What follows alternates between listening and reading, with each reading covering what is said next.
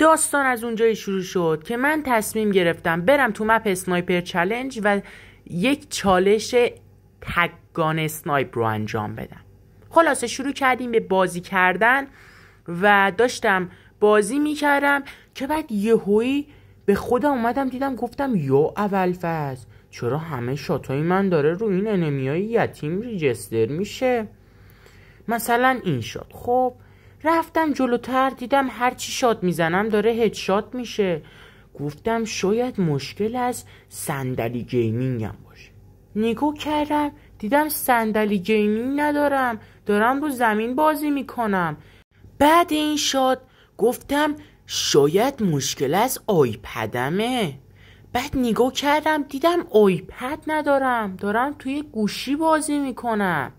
بعد گفتم شاید چیت دارم. شما نظرتون چیه؟ لایک و ساب فراموش نشه.